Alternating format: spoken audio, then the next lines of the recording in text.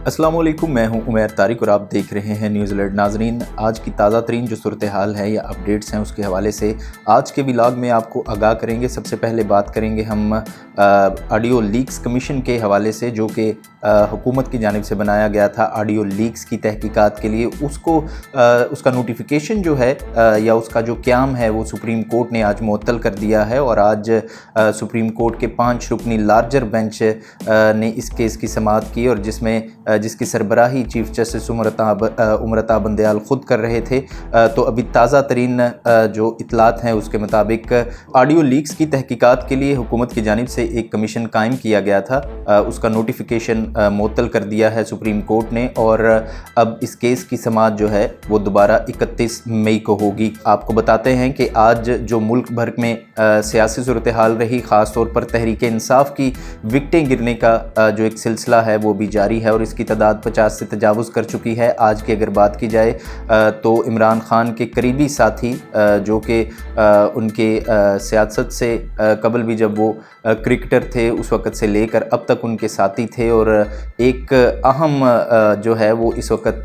तहरीक इंसाफ को ये आप कह सकते हैं कि दचका लगा है कि सेनेटर सैफुल्ला न्याज़ी इमरान खान से जुदा हो गए हैं और उन्होंने इमरान खान और PTI से अलहदगी का ऐलान किया है। इसके अलावा तहरीक इंसाफ के एक अहम रहनुमा पंजाब से जिनका ताल्लुक़ है मुराद रास, जो कि पंजाब के सूबाई वज़ीर तालीम भी रह चुके हैं, उन्होंने आज लाहौर में प्रेस कॉन्फ्रेंस करते हुए पार्टी से अलहदगी का ऐलान किया और 9 मई के वाक़यात की मज़म्मत की। इसके अलावा उनके साथ प्रेस कॉन्फ्रेंस में शरीक थी फिरदौस आशिक अवान, जो कि पहले ही जो है वो पार्टी से एक साइड पे थी। उन्होंने आज बाकायदा तौर पर ऐलान करते हुए इमरान खान के ऊपर तनकीद की और 9 मई के वाक़यात की मज़म्मत करते हुए उसका ज़िम्मेदार इमरान खान को और PTI को करार देते हुए उन्होंने भी आज पार्टी से अलहदगी का ऐलान कर लिया। इसके अलावा जो मुल्क में अभी मौजूदा सियासी हालात है उसमें ख़ास तौर पर एक जो नया नाम इस वक्त सामने आ रहा है जो काफ़ी मुतहर्रिक भी नज़र आते हैं, तहरीक इंसाफ के साबिक रहनुमा भी रह चुके हैं। इसके अलावा इमरान खान के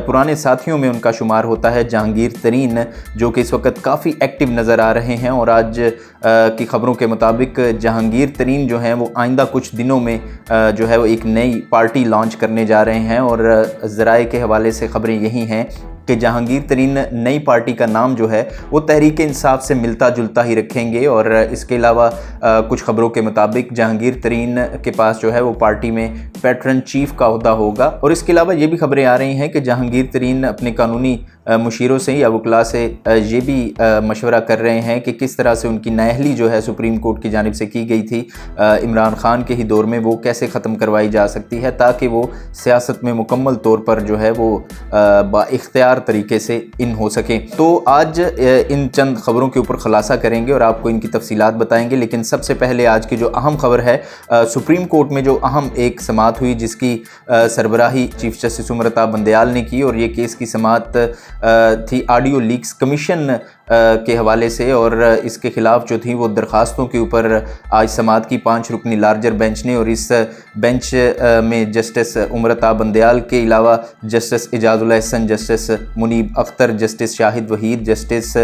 हसन अजहर रिजवी शामिल थे। तो जब आज सुबह इस केस की समाअत शुरू हुई तो हुकूमत की जानिब से अटॉर्नी जनरल पेश हुए और उन्होंने अपनी जो है वो मौक़िफ़ का आगाज़ या अपने दलाइल के आगाज़ में ही सबसे पहले जो है वो इस लार्जर बेंच के ऊपर जो है वो उन्होंने अदम एतमाद का इजहार किया, और उनका कहना था कि हुकूमत ये नहीं चाहती कि आप इस बेंच की सरबराही करें। तो इसके ऊपर चीफ जस्टिस ने रिमार्क्स में कहा कि आपका मतलब है कि मैं बेंच से अलग हो जाऊँ, आप हमारे इंतज़ामी इख्तियारात में मुदाखलत ना करें। चीफ जस्टिस का ओहदा एक आइनी ओहदा है। मालूम था कि आप ये एतराज़ात उठाएंगे मगर अदलिया वफाकी हुकूमत के मातहत नहीं। चीफ जस्टिस ने रिमार्क्स में कहा कि आइन में इख्तियारात की तकसीम है, लिहाजा बताया जाए कि चीफ जस्टिस की मुशावरत के बगैर कैसे इक़दामात किए जाएँ। इसके अलावा चीफ जस्टिस ने अपने रिमार्क्स में कहा कि हुकूमत कैसे जजेस को अपने मकासद के लिए मुंतखब कर सकती है, अदारों का एहतराम करें, इसमें अदलिया भी शामिल है, अगर झगड़ना है तो फिर अटॉर्नी जनरल तैयारी करके आएँ। تو یہ کچھ چند اہم ریمارکس تھے جس میں آج چیف جسٹس کی جو برہمی کا اظہار تھا خاص طور کے اوپر حکومت کی جانب سے جو انہیں تنقید کا نشانہ بنایا جا رہا ہے، جہاں حکومت کی جانب سے جو اس وقت چیف جسٹس کو خاص طور پر مخالفت کا سامنا ہے، تو اس کے اوپر آج چیف جسٹس نے جو ہے وہ کھل کر اپنی رائے کا اظہار کیا۔ اور اگر ہم اس حوالے سے دیکھیں تو چیف جسٹس عمر عطا بندیال کی جو پچھلا ریکارڈ ہے یا یہ جو کچھ معاملات چل رہے ہیں چند مہینوں سے، اس میں کبھی چیف جسٹس نے اتنے سخت الفاظ جو ہیں وہ حکومت کے خلاف استعمال نہیں کیے، لیکن آج انہوں نے کھل کر جو ہے وہ اس پر اٹارنی جنرل کی سرزنش بھی کی، اور اس کے اوپر انہوں نے اپنے جو ریمارکس تھے وہ بھی دیے کہ حکومت جو ہے وہ عدالتی معاملات میں مداخلت نہ کرے۔ اور انہوں نے اپنے ریمارکس میں یہ بھی کہا کہ جو سپریم کورٹ کے ججز ہیں وہ سپریم کورٹ کی مرضی کے بغیر یا چیف جسٹس کی مرضی کے بغیر، خاص طور پر انہوں نے کہا کہ چیف جسٹس کا یہ اختیار ہے کہ وہ اگر کوئی بھی کمیشن بنتا ہے تو اس میں اگر سپریم کورٹ کے ججز کو شامل کیا جاتا ہے تو اس میں چیف جسٹس کی اجازت کے بغیر یا چیف جسٹس کی مرضی کے بغیر یہ کوئی بھی ججز جو ہیں وہ کمیشن میں شامل نہیں ہو سکتے۔ اور اگر اس کمیشن کے حوالے سے آپ کو بتائیں تو اس کمیشن میں سپریم کورٹ کے سینئر جج جسٹس قاضی فائز عیسیٰ کے علاوہ اسلام آباد ہائی کورٹ کے چیف جسٹس جسٹس عمر فاروق اور بلوچستان ہائی کورٹ کے جو چیف جسٹس ہیں وہ اس 3 رکنی کمیشن میں شامل تھے جو حکومت کی جانب سے بنایا گیا تھا، اور اس کی 1-2 نشستیں ہوئیں بھی جس میں جو ہے وہ تفصیلات سامنے آئیں اور اس کمیشن نے اپنا کام بھی شروع کر دیا تھا۔ اس کے علاوہ آپ کو بتائیں کہ جو جسٹس قاضی فائز عیسیٰ تھے وہ اس آڈیو لیک کمیشن کے جو ہیں وہ سربراہ تھے۔ اب تک کی جو تفصیلات ہیں اس کے مطابق چیف جسٹس عمر عطا بندیال کی سربراہی میں جب یہ 5 رکنی لارجر بینچ نے کیس کی سماعت کی تو انہوں نے اس نوٹیفیکیشن کو معطل کیا ہے جو حکومت کی جانب سے یہ 3 رکنی کمیشن بنایا گیا تھا، اور اس کمیشن کو جو ہے وہ اور اس نوٹیفیکیشن کو جو ہے وہ کام کرنے سے فی الحال روک دیا گیا ہے۔ اور چیف جسٹس کا کہنا ہے کہ 31 مئی کو دوبارہ اس کیس کی سماعت ہوگی، اور جب تک کیس کی سماعت مکمل نہیں ہو جاتی تفصیلی فیصلہ جاری نہیں ہو جاتا تب تک یہ کمیشن کام نہیں کر سکے گا۔ تو یہ آج کی صورتحال تھی جو سپریم کورٹ میں رہی، اور ایک بڑا اہم فیصلہ سامنے آیا۔ اور اس میں اگر ہم دیکھیں تو اس متعلق جو سپریم کورٹ کے اوپر جو اس وقت مختلف پارٹیز کی جانب سے بلکہ تمام پارٹیز کی جانب سے پی ڈی ایم تو یہ شروع سے ہی کہہ رہی ہے، اور گزشتہ دنوں میں جب عمران خان نے ویڈیو لنک پر خطاب کیا تو انہوں نے بھی یہ کہا کہ اس وقت جو قوم کی نظریں ہیں یا عمران خان کے مطابق جو ان کو انصاف دلا سکتی ہیں یا آئین کو بچا سکتی ہے تو وہ سپریم کورٹ ہے۔ اور انہوں نے بھی اپنے خطاب میں یہ کہا کہ تمام جو ججز ہیں سپریم کورٹ کے انہیں ایک پیج پر ہونا چاہیے، اور جو سپریم کورٹ کے ججز میں اختلافات ہیں ان کو ختم ہونا چاہیے۔ تو آج کی جو یہ سماعت ہوئی اس میں بھی چیف جسٹس کا یہ بھی کہنا تھا کہ حکومت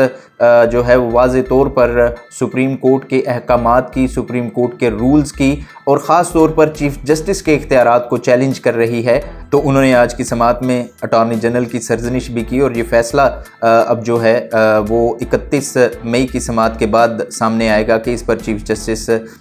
کیا فیصلہ کرتے ہیں، یا 5 رکنی لارجر بینچ سپریم کورٹ کا اس کے اوپر کیا فیصلہ دیتا ہے۔ اس کے علاوہ اگر تحریک انصاف کی گرتی ہوئی وکٹوں کی بات کریں تو عمران خان کے کھلاڑی مسلسل ہر گزرتے دن کے ساتھ جو ہیں وہ پارٹی چھوڑ رہے ہیں، اور اس کے علاوہ سیاست سے بھی کنارہ کشی کر رہے ہیں۔ آج کے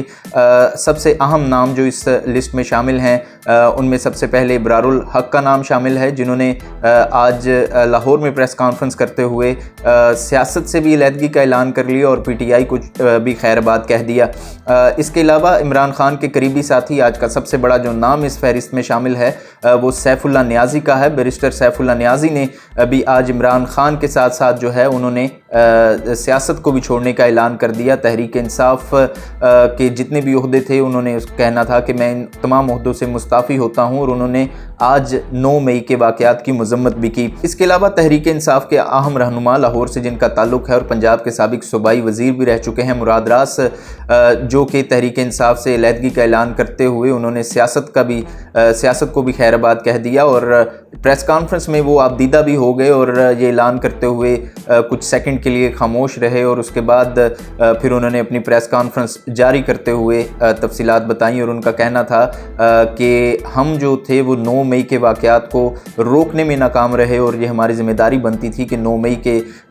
دن جو افسوسناک واقعات پورے ملک میں پیش آئے تو ہماری پارٹی کو یا ہمیں یا قیادت کو ان کو روکنا چاہیے تھا، لیکن اس ناکامی کے بعد وہ یہ سمجھتے ہیں کہ وہ انہیں اب سیاست کو خیر آباد کہہ دینا چاہیے۔ اس کے علاوہ تحریک انصاف کی رہنما فردوس عاشق اعوان نے بھی آج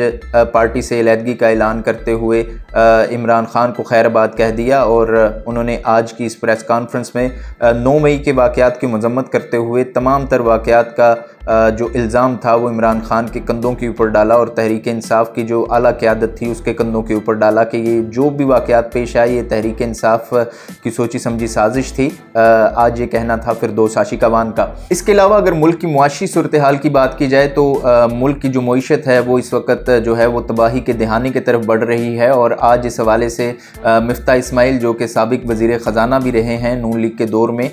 ان کا کہنا تھا کہ اگر پاکستان اور IMF کے درمیان مذاکرات کامیاب نہیں ہوتے یا ڈیل فائنل نہیں ہوتی تو ستمبر اور اکتوبر کے درمیان جا کر یہ جو ڈیفالٹ کی صورتحال ہے وہ سنگین ہوتی ہوئی نظر آئے گی، اور پاکستان کو مزید بھی معاشی جو تنگ دستی ہے یا معاشی جو اس وقت پاکستان کے اوپر ایک تلوار لٹک رہی ہے معیشت کے حوالے سے، اس میں سنگین صورتحال کا سامنا کرنا پڑ سکتا ہے۔ اور اس وقت اگر ہم ملک کی موجودہ سیاسی قیادت کو دیکھیں، چاہے وہ پیپلز پارٹی ہو، چاہے نون لیگ ہو، چاہے وہ PDM جماعتیں ہوں یا اپوزیشن جماعت جو کہ صرف ایک ہی ہے ملک میں اس وقت عمران خان، تو کوئی بھی اس وقت ملک میں موجودہ معاشی صورتحال کے اوپر بات کرتا ہوا نظر نہیں آتا، اس کے حل کے اوپر بات کرتا ہوا نظر ہمیں کوئی بھی نہیں آتا۔ اس وقت تمام جو سیاسی قیادت ہے وہ ملک میں سیاسی توڑ جوڑ میں مصروف ہے یا ایک دوسرے کے اوپر جو ہے وہ بلیم گیم کر رہے ہیں۔ اس وقت کہا جائے کہ پاکستان میں ڈرٹی پالیٹکس ہو رہی ہے تو وہ بھی غلط نہیں ہوگا۔ تو یہ تمام تر صورتحال میں دیکھنا پڑے گا، حکمرانوں کو سوچنا پڑے گا کہ کب تک یہ ایسے ہی ایک دوسرے کو گریبانوں سے پکڑتے رہیں گے، اور جو ووٹرز ہیں جو اس ملک میں جمہوریت کی اصل پاور ہیں، جن کے پاس ووٹ کا حق ہے، عوام، اس کو اب تک اگنور کیا جا رہا ہے، خاص طور پر یہ جو تحریک عدم اعتماد کے بعد کی صورتحال ہے، تو یہ حکمرانوں کو سوچنا پڑے گا اور اس پر کام کرنا پڑے گا، کیونکہ ایٹ دی اینڈ جب بھی الیکشن ہوں گے ملک میں تو عوام جو ہے وہ ہمیشہ رزلٹ کے اوپر ہی بات کرتی ہے، تو جس نے پاکستان کے لیے ڈیلیور کیا ہوگا تو وہی اس کو عوام جو ہے وہ سامنے لے کر آئیں گے یا عوام چوز کریں گے۔ آج تک کے لیے اتنا ہی، دیکھتے رہیے نیوز الرٹ۔